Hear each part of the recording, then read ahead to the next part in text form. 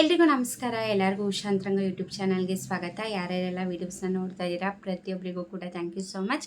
ಇವತ್ತಿನ ವಿಡಿಯೋದಲ್ಲಿ ration card ಬಗ್ಗೆ ಹೊಸ ಅಪ್ಡೇಟ್ ಬಂದಿದೆ, ಅದ್ರ ಬಗ್ಗೆ ತಿಳಿಸ್ತೀನಿ. ಸ್ಕಿಪ್ ಮಾಡ್ದಲೇ ಪೂರ್ತಿಯಾಗಿ ನೋಡಿದ್ರೆ ಮಾತ್ರ ನಿಮಗೆ ಕ್ಲಿಯರಾಗಿ ಇನ್ಫಾರ್ಮೇಷನ್ ಗೊತ್ತಾಗೋದು. ಅರ್ಧಂಬರ್ಧ ವಿಡಿಯೋ ನೋಡಿದ್ರೆ ನಿಮ್ಗೆ ಅರ್ಧ ಇನ್ಫಾರ್ಮೇಷನ್ ಗೊತ್ತಾಗುತ್ತೆ. ಹಾಗಾಗಿ ಪೂರ್ತಿ ವಿಡಿಯೋ ನೋಡಿ. ವಿಡಿಯೋ ಇಷ್ಟಾದರೆ ಲೈಕ್ ಮಾಡಿ. ನಿಮಗೆ ಈ ವಿಡಿಯೋದಿಂದ ಯೂಸ್ಫುಲ್ ಇದೆ ಅಂತ ಅನಿಸಿದ್ರೆ ನಿಮ್ಮ ಫ್ರೆಂಡ್ಸ್ ಆ್ಯಂಡ್ ಫ್ಯಾಮಿಲಿಗೂ ಕೂಡ ಶೇರ್ ಮಾಡಿ.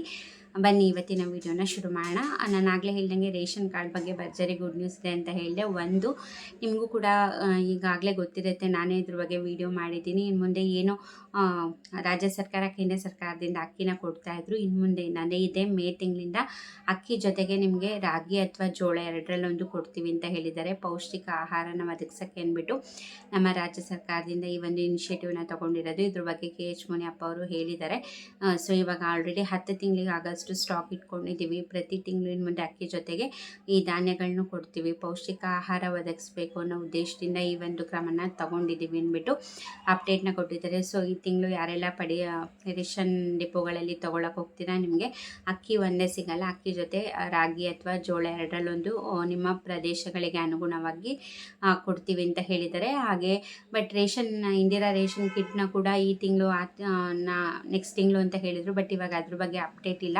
ಅದು ಕೊಡ್ತಾರೋ ಇಲ್ಲೋ ಗೊತ್ತಿಲ್ಲ. ಒಟ್ಟಿನಲ್ಲಿ ಈ ತಿಂಗಳಿಂದ ನಾವು ಧಾನ್ಯನ ಕೊಡ್ತೀವಿ ಅಂದ್ಬಿಟ್ಟು ಅಪ್ಡೇಟ್ ಬಂದಿದೆ. ಸೊ ಇದು ಕೂಡ ಭರ್ಜರಿ ಗುಡ್ ನ್ಯೂಸ್. ಇನ್ನೊಂದು ಏನಪ್ಪ ಗುಡ್ ನ್ಯೂಸ್ ಅಂತಂದರೆ ರೇಷನ್ ಕಾರ್ಡ್ ಕರೆಕ್ಷನ್ ಸಿಟ್ಟಿನ ಸ್ಟಾಪ್ ಮಾಡಿದರು. ಈಗ ಅದನ್ನು ಕೂಡ ಸ್ಟಾರ್ಟ್ ಮಾಡಿದ್ದಾರೆ. ಮೇ 8ನೇ ತಾರೀಕಿಂದ ರೇಷನ್ ಕಾರ್ಡ್ ತಿದ್ದುಪಡಿ ಮಾಡ್ತಿದ್ದಾರೆ. ನಿಮ್ಮ ಮನೇಲಿ ಯಾವ್ದಾರ ಹೆಸರು ತೆಗೆಸ್ಬೇಕು ಅಂತ ಇದ್ದೀರಾ, ಅಥವಾ ಸೇರಿಸ್ಬೇಕು ಅಂತಿದ್ದೀರಾ, ಅಥವಾ ನಿಮ್ಮ ಮನೆಗೆ ಯಾವ್ದಾರ ಮಕ್ಕಳ ಹೆಸರು ಆ್ಯಡ್ ಮಾಡಬೇಕು ಅಂತಿದ್ದೀರಾ, ಅಡ್ರೆಸ್ ಆಗಿರ್ಬೋದು, ಫೋನ್ ನಂಬರ್ ಆಗಿರ್ಬೋದು, ಏನೇ ತಿದ್ದುಪಡಿ ಇದ್ರೂ ಕೂಡ ಮಾಡಿಸ್ಕೋಬೋದು.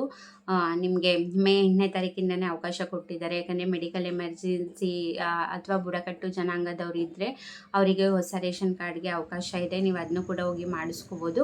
ಅದ್ರ ಜೊತೆಗೆ ತಿದ್ದುಪಡಿ ಇದ್ರೂ ಕೂಡ ಮಾಡಿಕೊಡ್ತಿದ್ದಾರೆ. ಈ ಸತಿ ತಿದ್ದುಪಡಿ ಬರೀ ಬೆಂಗಳೂರು ಕರ್ನಾಟಕವನ್ನು ಒಂದೇ ಅಲ್ಲ, ನೀವು ಹೊರಗಡೆ ಸೈಬರ್ ಸೆಂಟರ್ಸ್ಗಳಲ್ಲೂ ಕೂಡ ಹೋಗಿ ತಿದ್ದುಪಡಿನ ಮಾಡಿಸ್ಕೋಬೋದು. ಸೊ ಏನೇ ತಿದ್ದುಪಡಿ ಇದ್ರೂ ಕೂಡ ಮಾಡಿಸ್ಕೊಳ್ಳಿ.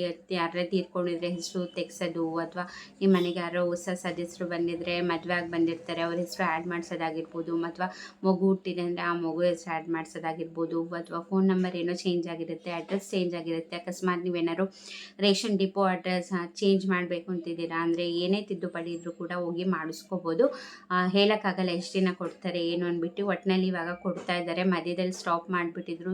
ತುಂಬ ಜನ ರಿಕ್ವೆಸ್ಟ್ ಮಾಡ್ಕೊಂಡಿದ್ದಕ್ಕೆ ಮತ್ತೆ ಇವಾಗ ಶುರು ಮಾಡಿದ್ದಾರೆ ಕರೆಕ್ಷನ್ನ. ಸೊ ಏನೇ ಇದ್ರೂ ಕೂಡ ಹೋಗಿ ಮಾಡಿಸ್ಕೊಳ್ಳಿ.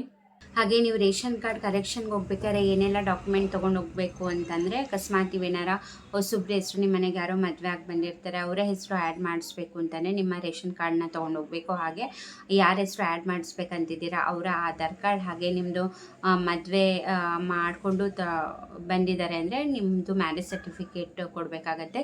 ಸೊ ಇದನ್ನೆಲ್ಲ ತೊಗೊಂಡು ಹೋಗ್ಬೇಕು. ಅಕಸ್ಮಾತ್ ನೀವು ಹುಟ್ಟಿರೋ ಮಗು ಹೆಸರು ಆ್ಯಡ್ ಮಾಡಿಸ್ಬೇಕು ಅಂತಿದ್ದೀರಾ ಅಂದರೆ ನೀವು ಬರ್ತ್ ಸರ್ಟಿಫಿಕೇಟ್ನ ತೊಗೊಂಡು ಹೋಗ್ಬೇಕಾಗತ್ತೆ. ಹಾಗೆ ನೀವು ಯಾರೋ ತೀರ್ಕೊಂಡಿರ್ತಾರೆ, ಅವ್ರ ಹೆಸರನ್ನ ತೆಗೆಸ್ಬೇಕು ಅಂತಿದ್ದೀರಾ ಅಂದರೆ ನೀವು ಡೆತ್ ಸರ್ಟಿಫಿಕೇಟ್ನ ತೊಗೊಂಡು ಹೋಗ್ಬೇಕಾಗತ್ತೆ.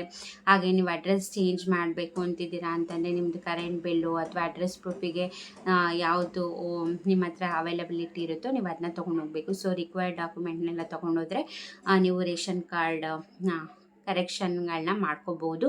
ಹಾಗೆ ನಿಮ್ಮದು ಅಕಸ್ಮಾತ್ ಏನಾದರೂ ನೀವು ಮೆಡಿಕಲ್ ಎಮರ್ಜೆನ್ಸಿಗೆ ಅಪ್ಲೈ ಮಾಡ್ತಿದ್ದೀರಾ ಅಂತಂದರೆ ನೀವು ಅದಕ್ಕೂ ಕೂಡ ರಿಕ್ವೈರ್ಡ್ ಡಾಕ್ಯುಮೆಂಟ್ನ ಕರೆಕ್ಟಾಗಿ ತೊಗೊಂಡು ಹೋಗಬೇಕು. ಹಾಗಿದ್ರೆ ಮಾತ್ರ ನಿಮಗೆ ಹೆಲ್ತ್ ಎಮರ್ಜೆನ್ಸಿಗೆ ಕಾರ್ಡ್ನ ಕೊಡೋದು.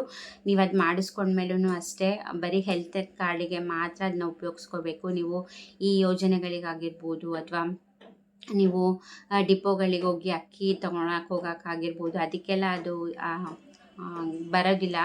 ಬರೀ ಹೆಲ್ತ್ ಎಮರ್ಜೆನ್ಸಿಗೆ ಮಾತ್ರ ಅದನ್ನ ಕನ್ಸಿಡ್ರೇಷನ್ ತೊಗೊಳ್ಳಲ್ಲ ಅವ್ರು. ನೀವು ಹೆಲ್ತ್ ಎಮರ್ಜೆನ್ಸಿಗೆ ತೊಗೊಂಡಿದ್ದೀರಾ ಅಂದರೆ ಅದು ಹೆಲ್ತ್ ಎಮರ್ಜೆನ್ಸಿಗೆ ಮಾತ್ರ ಯೂಸ್ ಮಾಡಬೇಕು. ಬೇರೆದಕ್ಕೆ ಸ್ಕೀಮ್ಗಳಿಗೆ ಅಪ್ಲೈ ಮಾಡೋಕ್ಕೆ ಅದಕ್ಕೆಲ್ಲ ಯಾವುದಕ್ಕೂ ಕೂಡ ಬರೋದಿಲ್ಲ.